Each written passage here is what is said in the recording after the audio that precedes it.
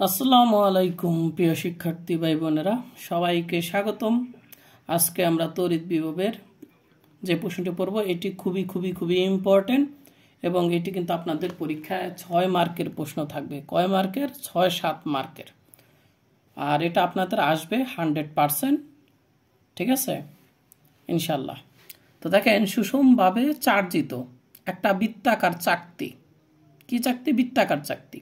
সেই বৃত্তাকার চাকতির অক্ষ মানে করছে যেটা কেন্দ্র, ঠিক আছে, অক্ষের উপর বহিস্থ কোনো বিন্দুতে তড়িৎ বিভবের রাশিমালা নির্ণয় করতে হবে, ঠিক আছে। তাহলে এই দেখেন, আমরা একটা চাকতি নিয়েছি। কি নিয়েছি? একটা চাকতি। ওকে, সেই চাকতির ব্যাসার্ধ কত? সেই চাকতির ব্যাসার্ধ হলো এ। ওকে, সেন্টার কোনটা? এইটা, ঠিক আছে। সেন্টার হলো কোনটা? এইটা। এখন বলছে অক্ষ মানে কোনটা? এই যে একেবারে মধ্য বিন্দু বা কেন্দ্র থেকে কেন্দ্র যে বিন্দুটা, এটাকে বলা হয় অক্ষ, ঠিক আছে। এটাকে বলা হয় কি? এই চাকতির অক্ষ বলা হয়।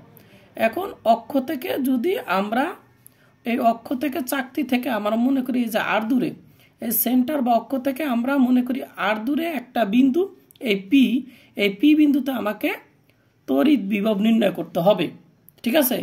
যেহেতু এই চাকতিটা কি চার্জিত, তাহলে এই চার্জিত বস্তুর জন্য কিছু দূরে আর দূরে একটা বিন্দু, পি বিন্দুতে আমি তড়িৎ বিভব পাবো, ঠিক আছে। আর পি বিন্দুটা হলো বহিস্থ কোনো বিন্দু অক্ষের, এই যে অক্ষ, এই অক্ষের উপরে অবস্থিত একটা বিন্দু, ঠিক আছে। আচ্ছা, ওকে। আর এই যে আমাদের চাকতি রয়েছে, এই যে চাকতিটা, এই চাকতিটা আবার এই যে ডিএক্স পুরুত্বের, এই ডিএক্স পুরুত্বের এরকম কতগুলো আরো অনেকগুলো রিং নিয়ে গঠিত বলে বিবেচনা করা যায়। কারণ এই সম্পূর্ণ চাকতিটাকে আমরা এরকম ডিএক্স পুরুত্বের কতগুলো রিংয়ে আমরা কল্পনা করতে পারি, ঠিক আছে। তাহলে এরকম ডিএক্স পুরুত্বের এরকম 1টা 2টা 3টা 4টা এরকম অনেকগুলো কি নিয়ে, রিং নিয়ে কিন্তু এই চাকতিটা গঠিত আমরা বিবেচনা করতে পারি। আর এই ডিএক্স পুরুত্বের রিংটা আবার সেন্টার থেকে যেই দূরত্ব অবস্থিত, ঠিক আছে, সেটা হলো এই যে আমাদের যে একটা রিং কল্পনা করেছি, অনেকগুলো রিংয়ের ভিতরে একটা রিং কল্পনা করেছি, সে একটা রিংয়ের যেই দূরত্ব বা ব্যাসার্ধ হলো এক্স, তাহলে এই রিংয়ের ব্যাসার্ধ হলো এক্স। আর এই যে আমাদের যে চাকতি রয়েছে, চাকতির ব্যাসার্ধ হলো আমাদের এই, আর এইটা হলো কার? এইটা ব্যাসার্ধটা হলো এই চাকতির, আর এইটা হলো সম্পূর্ণ চাকতির ব্যাসার্ধ। বুঝতে পারছেন? ওকে, এরপরে দেখেন এই যে আমাদের রিং, এই রিং থেকে আমার যে পি বিন্দুর যে দূরত্ব, ঠিক আছে, এইটা কিন্তু হলো যেহেতু এটা একটা সমকোণী ত্রিভুজ, এই যে সমকোণী ত্রিভুজ, তাহলে এটা হলো কি? অতিভুজ।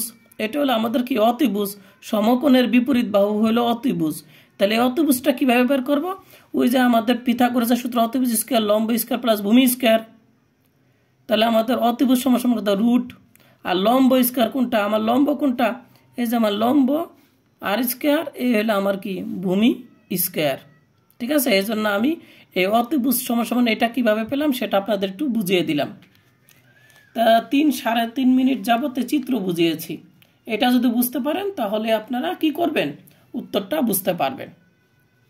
আচ্ছা, তো আমরা আসলে কি কাজ করব? আমাদের কাজটা কি আপনাদের বুঝাই। তো আমরা এই যে আমাদের চাকতি রয়েছে, সম্পূর্ণ চাকতিটা চার্জিত আছে, আর সম্পূর্ণ চাকতির জন্য আমার পি বিন্দুতে তড়িৎ বিভব নির্ণয় করতে হবে। তো আমি নির্ণয় করার প্রথমে এই যে একটা এরকম একটা ক্ষুদ্র রিং, এই যে একটা ডিএক্স পুরুত্বের একটা রিং যা আছে, এই একটা ক্ষুদ্র রিংয়ের জন্য আমি এই ক্ষুদ্র রিংটাও কিন্তু চার্জিত, সম্পূর্ণ চাকতি চার্জিত, সে জায়গায় এই রিংটাও কিন্তু আমার কি? চার্জিত। তাহলে এই যে আমাদের ক্ষুদ্র একটা রিং বিবেচনা করেছি ডিএক্স পুরুত্বের, এই ডিএক্স পুরুত্বের রিংটায় যে পরিমাণ চার্জ আছে, যে অল্প পরিমাণ চার্জ আছে, সেই অল্প পরিমাণ চার্জের জন্য আগে আমি পি বিন্দুতে তড়িৎ বিভব নির্ণয় করব। তারপরে আমি এই রিংয়ের জন্য আমি যেই তড়িৎ বিভব পাবো, সেই তড়িৎ বিভবটাকে আবার ইন্টিগ্রেশন করলে বা যোগজীকরণ করলে কোন সীমা থেকে? X equal to 0। দেখেন, এক্স এর মান এইখান থেকে এতটুকু হলো এক্স এর মান। এক্স এর মান 0 মানে কোনটা? এইটা। আর এক্স এর মান এ মানে কোনটা? এক্স এর মান যদি এ হয় তাহলে বোঝা যাবে এইখান থেকে এই পর্যন্ত দেখেন এক্স এর মান যদি 0 হয় তাহলে হলো সেন্টার এইটা, আর এক্স এর মান যদি a হয় তাহলে বুঝে আমার এই অংশটুকু। ঠিক আছে, তাহলে এক্স ইকুয়াল টু 0 থেকে শুরু করে এক্স ইকুয়াল টু a, অর্থাৎ এই সীমার ভিতরে যতগুলো আমার এরকম যতগুলা রিং আছে এই সীমার ভিতরে, ঠিক আছে, এই সীমার ভিতরে সবগুলো রিংয়ের জন্য আমার মোট কি পাবো, সব মোট যে তড়িৎ বিভব পাবো পি বিন্দুতে, সেটাই হবে এই সম্পূর্ণ চাকতির জন্য পি বিন্দুতে তড়িৎ বিভব। ঠিক আছে, তাহলে আমি প্রথম যে কাজ করব সেটা হলো এই ছোট্ট রিংয়ের জন্য আগে তড়িৎ বিভব নির্ণয় করব। তো দেখেন, মনে করি এ ব্যাসার্ধের একটা চাকতি, যেটার পুরুত্ব হলো ডিএক্স। ওকে, এই যে ঠিক আছে, মনে করি এ ব্যাসার্ধের একটি চাকতি ডিএক্স পুরুত্বের কতগুলো রিং সমন্বয়ে গঠিত। তাহলে এরকম ডিএক্স পুরুত্বের কতগুলো রিং নিয়ে এই সম্পূর্ণ এই এ ব্যাসার্ধের চাকতিটা গঠিত। ঠিক আছে, অর্থাৎ এরকম ডিএক্স পুরুত্বের কতগুলো রিং নিয়ে কিন্তু তাহলে এই সম্পূর্ণ চাকতিটা গঠিত, এটাই বোঝানো হয়েছে। তো আমরা তো ডিএক্স পুরুত্ব নিয়ে কাজ করব। ঠিক আছে, এই ক্ষুদ্র রিংয়ের জন্য আগে পি বিন্দুতে তড়িৎ বিভব নির্ণয় করবো, এটা বুঝাইছি। তাহলে রিংয়ের ব্যাসার্ধে, যে রিংয়ের ব্যাসার্ধটা আমাদের এক্স, পুরুত্বটা কত ডিএক্স, পরিধি কত, এটা যেহেতু বৃত্তাকার তাহলে পরিধি হলো কি 2πx, আর ক্ষেত্রফল কত, ক্ষেত্রফল আমরা জানি পরিধি গুণ পুরুত্ব, পরিধি হলো এইটা আর পুরুত্ব কোনটা এইটা। তাহলে আপনারা বুঝে গেছেন, এই যে রিংটা পাইলাম সেই রিংয়ের আমরা কি পাইলাম, ক্ষেত্রফল পাইলাম। এখন চাকতির যে সম্পূর্ণ যে চাকতি আছে, চাকতির প্রতি একক ক্ষেত্রফলে চার্জ বা চার্জ ঘনত্বকে যদি আমরা সিগমা বিবেচনা করি, অর্থাৎ এই চাকতির ক্ষেত্রফল যা আছে তার একক ক্ষেত্রফলে যে চার্জ আছে সেইটাকে আমরা যদি সিগমা বলি, তাহলে এই যে রিংয়ের ক্ষেত্রফল, তাহলে এই ক্ষেত্রফলে আমার কি পরিমাণ চার্জ আছে, এই চার্জটা হইলো আমাদের কি একক ক্ষেত্রফলে। তাহলে রিংয়ের ক্ষেত্রফল ছিল এতটুকু, তাহলে এই ক্ষেত্রফলে অর্থাৎ কি রিংয়ের ক্ষেত্রফলে চার্জ আছে কত, রিংটিতে মোট চার্জ আছে মনে করি কিউ সমান সমান ক্ষেত্রফল গুণ চার্জ ঘনত্ব, কারণ এইটা হলো আমাদের একক ক্ষেত্রফলে আর এইটা হলো আমাদের ওই রিংয়ের মোট ক্ষেত্রফল, তারা গুণ করলে আমি কি পাবো, ওই রিংয়ের মোট ক্ষেত্রফল মানে এতটুকু আমার কি পরিমাণ চার্জ আছে সেটা আমি পেলাম। তাহলে এটা হলো আমাদের কি চার্জ। ঠিক আছে, তাহলে এটা হলো আমাদের কার চার্জ, ওই শুধু রিংটার চার্জ, এই যে শুধু এই রিংয়ে কি পরিমাণ চার্জ আছে শুধু সেইটা বার করলাম, সম্পূর্ণ চাকতির কিন্তু চার্জ নয়, এটা হলো রিংটার চার্জ। তো আমি সিগমাটা যেহেতু ধ্রুবক, 2 ধ্রুবক, পাই ধ্রুবক, তাহলে এই সিগমাটাকে আমি ধ্রুবকের সাথে একসাথে লিখছি, আর এক্স ডিএক্স এটা চলক, এই জন্য আমি এখানে রেখেছি, সুন্দর করে সাজিয়ে দিলাম। এখন দেখেন, এই যে আমি চার্জ পেলাম, কোথায় পেলাম চার্জ, এই রিংটায় পেলাম। এখন এই চার্জের জন্যই এই রিংয়ের এই যতটুকু চার্জ পেলাম এই চার্জের জন্য আমি পি বিন্দুতে তড়িৎ বিভব নির্ণয় করব। তাহলে রিংটির এই যে কি পরিমাণ চার্জ আছে এইটা পি বিন্দুতে যে তড়িৎ বিভব সৃষ্টি করবে সেটা হলো তড়িৎ বিভবের সূত্র কি, বি সমান সমান 4πε0 কিউ ডিভাইডেড আর। ঠিক আছে, 1/4πε0 কিউ ডিভাইডেড আর। তাহলে এই জন্য আমি পি বিন্দুতে তড়িৎ বিভবকে আমি ডিবি দ্বারা প্রকাশ করেছি। ঠিক আছে, তো আপনারা অনেকে বলবেন স্যার ডিবি কেন, কারণ রিংটা হলো একটা ক্ষুদ্র চাকতির একটা ক্ষুদ্র অংশ, তাই বিভবটাও পাবো ক্ষুদ্র, এই জন্য ডিবি ব্যবহার করেছি। আরেকটা ব্যাপার হলো, আমরা এইখানে কিন্তু দূরত্ব আর হওয়ার কথা, তাই না, দূরত্ব, কিন্তু আমরা জানি এই রিং থেকে এইটার দূরত্বটা আমার কত আছে এইটা, এই জন্য কিন্তু আমি এখানে কি লিখব, আর স্কয়ার প্লাস এক্স স্কয়ার লিখব। ঠিক আছে, আশা করি বুঝতে পারছেন। আর এটা হলো মূল সূত্র ছিল। তাহলে এটা আমরা ডিবি পেলাম, তাহলে এটা আমাদের তড়িৎ বিভব, ওই রিংয়ের জন্য এই পরিমাণ আমি তড়িৎ বিভব পাবো। এখন আমাদের কিউ এর ভ্যালুটা কত ছিল, খেয়াল করে দেখেন আমাদের কিউ এর ভ্যালুটা কত ছিল, এই যে কিউ এর এই ভ্যালুটা আমি কি করলাম, কিউ এর ভ্যালুটা আমি এই জায়গায় বসিয়ে দিলাম, এই যে বসিয়ে দিলাম, এটা 1 নম্বর সমীকরণ হয়ে গেল। এরপর দেখেন এইটা আমরা পেয়ে গেলাম শুধু একটা রিংয়ের জন্য, তাহলে এই চাকতিটা তো এরকম অসংখ্য রিং দিয়ে গঠিত, এই চাকতিটা, ঠিক আছে, সম্পূর্ণ চাকতিটা কিন্তু এরকম অসংখ্য রিং দিয়ে গঠিত। তা রিংগুলা একেবারে এইখান থেকে শুরু করে এই পর্যন্ত ভিতরে অবস্থিত, তাই না? তাহলে এই বিন্দুটাকে বলতে পারি কত, এক্স এর মান এই সেন্টারে কত 0, আর এই জায়গায় মানে কত, দূরত্বটা কত, এই যে এ। তাহলে এক্স এর মান যদি 0 থেকে এক্স ইকুয়াল টু যদি এ, এই সীমাটার ভিতরে সকল রিং অবস্থিত। এক্স ইকুয়াল টু 0 থেকে এক্স ইকুয়াল টু এ, এই সীমার ভিত্তিতে সকল রিং অবস্থিত, ঠিক আছে? তাহলে তাহলে আমি যে এইটা পেলাম, এটা তো আমি একটা রিংয়ের জন্য পেলাম।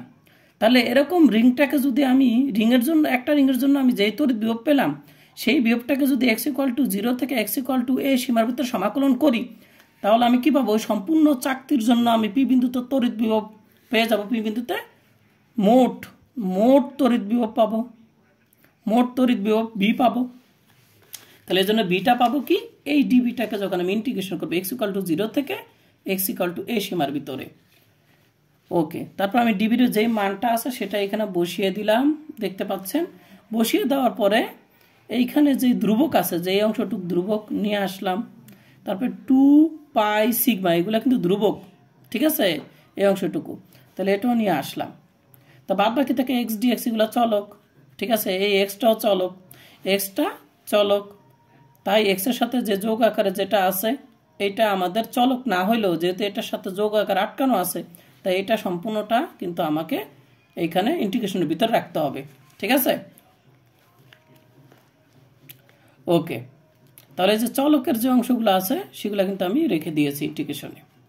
এখন দেখেন, এখন আপনারা একটু খেয়াল করেন, এখন আমাকে এইখানে দেখেন, এইখানে আমার সম্পূর্ণটা কিন্তু চলক নাই। দেখেন এই 8টা কিন্তু আমার চলক না, এক্সটা চলক, কিন্তু এই 8টা কিন্তু আমার ভেরিয়েবল। কি ভেরিয়েবল, সরি, 8টা আমার হলো ধ্রুবক, কিন্তু এক্সগুলো হলো চলক। এই কারণে আমি কি করব, দেখেন এই যে আমার আর স্কোয়ার প্লাস এক্স স্কোয়ার, এই 8টা তো আমার ধ্রুবক, এটা তো আমার চলক, ঠিক আছে, এটা তো ধ্রুবক। তাহলে আমাকে সম্পূর্ণটা কিন্তু আমার এখন এটা এটা এটা চলক হইলো, এটা কিন্তু চলক না, কিন্তু এইটা যোগ আকারে এই এই চলকের সাথে আটকে আছে প্লাস দিয়ে, ঠিক আছে। এই ধ্রুবকটা চলকের সাথে প্লাস থাকার কারণে এটা কিন্তু আমি আর বাইরে নিতে পারিনি। তাই এই অংশটুকুকে আমাকে কি করতে হবে, ধরে নিতে হবে কি, জেড ধরতে হবে, ঠিক আছে, জেড ধরে নিতে হবে। কেন ধরে নিতে হবে, দেখেন আমরা যার সাপেক্ষে করবো, এক্স এর সাপেক্ষে করবো, তো এক্স এর সাপেক্ষে এইটাকে করা যাবে, এটা করা যাবে, কিন্তু এখানে এইটাকে তো করা যাবে না, ঠিক আছে। এই কারণে কি করব, আমরা এই যে আমাদের যে চলকটা আছে, এই যে এক্স চলক, এই চলকটাকে আমরা কি করব, পরিবর্তন করে নিব, যেন আমাদের এই ইন্টিগ্রেশন করা যায়, ঠিক আছে। ওকে, তাই এই জন্য আমরা কি করেছি, যে ভিতর যে অংশটুকু আর স্কয়ার প্লাস এক্স স্কয়ার, এটাকে আমরা জেড নতুন চলক ধরে নিছি, জেড ধরলাম। এরপর আমরা ব্যবকলন করলাম, ডিডিএক্স ব্যবকলন করলাম, ঠিক আছে। এরপরে দেখেন এই 8টা আমি কি বলছি, ধ্রুবক। তাহলে এক্স এর সাপেক্ষে এটাকে করলে কি হয়ে যাবে, 0 হয়ে যাবে, তো এটা বাদ। তাহলে এক্স এর সাপেক্ষে এটাকে করলে কি হবে, 2x হবে, কারণ আমরা জানি x to the power n K ddx করলে কি হয়, nx n-1। তাহলে এই যে আমার 2, এই যে 2x অর্থাৎ nx উপরে কত হবে, 2 - 1, 2 - 1 মানে কত, 1, তাই সেটা আর লেখা লাগে না। আর এইটা আমাদের যা আছে তাই হইল, যেটাকে আমরা ডিডিএক্স করলাম, তাই না। এখন দেখেন এটা কোনাকুনি গুণ করলাম, 2x dx, এখানে dz হইল। এখন যেহেতু আমাকে চলক পরিবর্তন করতে হবে, তাই x dx এর ভ্যালুটা আমার বের করতে হবে। এটাকে আমাকে একটা চলকে, নতুন চলকে রূপান্তর করতে হবে। তাহলে x dx অংশটাকে রেখে আমি 2 দ্বারা ভাগ করে দিছি, কারণ কি আমার x dx এর কি এইটাই আমার কনভার্ট করব নতুন চলকে, ঠিক আছে। এখন দেখেন আমরা এটা পেয়ে গেলাম। এখন x এর মান যদি 0 হয়, কারণ x এর মান একবার 0, x এর মান একবার a, তাই না। তো x এর মান যদি একবার 0 হয়, তাহলে এই সমীকরণটা কি হয় দেখেন তো, x এর মান 0 হলে তখন এই z ইকুয়াল টু কত হবে, কত হবে, এটা 0 হলে কত হবে, আর স্কয়ার হবে, এই যে আর স্কয়ার লিখেছি। x ইকুয়াল টু যদি a হয়, তাহলে x ইকুয়াল টু যদি a হয়, তাহলে আর স্কয়ার প্লাস a স্কয়ারই হবে z এর মান। তো z এর মান আর স্কয়ার প্লাস a স্কয়ার। আশা করি বুঝতে পারছেন। তাহলে আমি যে এই মানগুলো পেলাম, কার মান, x এর মান 0 হইলে z এর মান হইল এত, তাই না। জেড এর মানটা, জেড এর লিমিটটা হলো কত আর স্কোয়ার। তাহলে এক্স এর মান 0 হলে আমার জেড এর মান কত আর স্কোয়ার। তাহলে এই জায়গায় আমি এখন কত বসাবো, আর স্কোয়ার বসিয়ে দিব। আর এক্স এর মান এ হইলে আমার জেড এর মান এইটা, তাহলে আমি এই জায়গাটায় কি বসাবো, এক্স এর মান এ হইলে এইটা হবে। তাহলে এবার আমি এইটা কিন্তু এইখানে বসাবো। আর 0 হওয়ার কারণে জেড এর মান আর স্কোয়ার, তাহলে এই আর স্কোয়ারটা আমি কোথায় বসাবো, এবার এই জায়গায় বসাবো। আশা করি বুঝতে পারছেন। আর এক্স ডি এক্স এই জায়গায় আমি বসাবো কোনটুকু, এইটুকু বসাবো হলো এই জায়গায়। আর এই যে আমাদের রয়েছে আর স্কোয়ার প্লাস এক্স স্কোয়ার, এটার ভিতরে আমি আর স্কোয়ার প্লাস এক্স স্কোয়ার যেহেতু জেড ধরছি, তাহলে রুট কত হবে, জেড হবে, রুট জেড হবে। তাহলে দেখেন এবার আমরা এইভাবে কিন্তু লাইনটা আমরা পেয়ে গেছি, দেখছেন। এই যে এই জায়গায় এই জায়গায় এই জায়গায় এই জায়গায় পরিবর্তন হয়েছে। এরপর দেখেন আমাদের কি করতে হবে, এখানে আছে 1/2, এটাকে আমি ইন্টিগ্রেশনের বাইরে নিয়ে গেলাম যেহেতু ধ্রুবক। আর এখানে বাদ বাকি থেকে ডিজেড, আর নিচে থাকে জেড, রুটটাকে পাওয়ার লেখা যায় হাফ। এরপরে এই হাফ এগুলো আমরা কাটাকাটি করলাম, এখানে থাকে এইটা, আর এখানে আমাদের যা আছে তাই। আর এইটার আমরা কি লেখা যায়, 1/z⁻, হাফকে কি লেখা, জেড ইনভার্স হাফ লেখা যায়। আর ডিজেডটা আমি পাশে লিখলাম। এরপর দেখেন এটাকে আমরা ইন্টিগ্রেশন করব। তা আমরা ইন্টিগ্রেশন নিয়ম অনুসারে আমরা জানি এই যে চলকের পাওয়ার যা থাকে তার পাওয়ার 1 বৃদ্ধি পায়, যে 1 বৃদ্ধি পায় সেই যে পাওয়ারটুকু আছে সেটা তার আবার ভাগ করতে হয়, করলাম। আর উপরের লিমিট নিচের লিমিট বসিয়ে দিলাম। তারপরে আমাদের ক্যালকুলেশন করলে জেড হাফ, এটা আমাদের করলে কত আসে, প্লাস হাফ থাকে।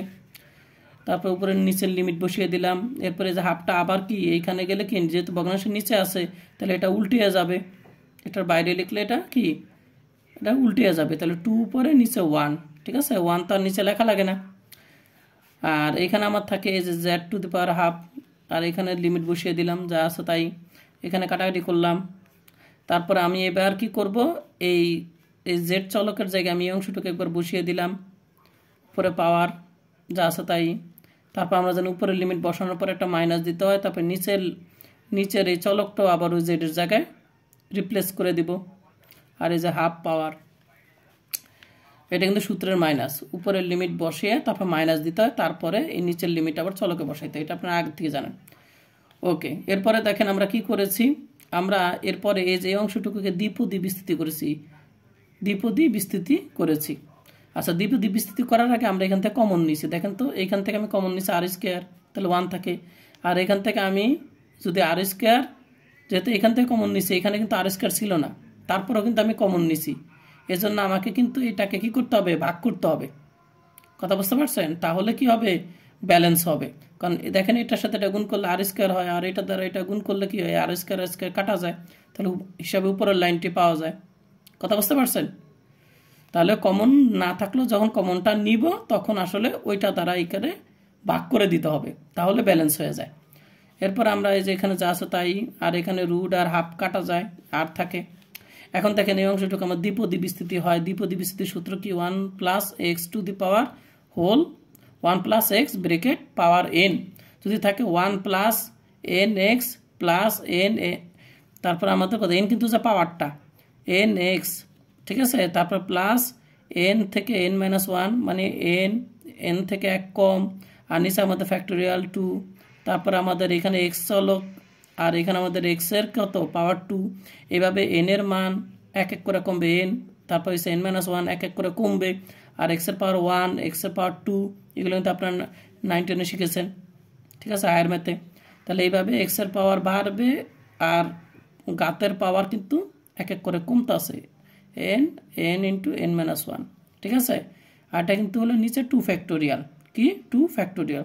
তা 2 ফ্যাক্টোরিয়ালের মান কত জানেন, 2 ফ্যাক্টোরিয়ালের মান কিন্তু হলো 2 × 1 = 2e, বুঝতে পারছেন?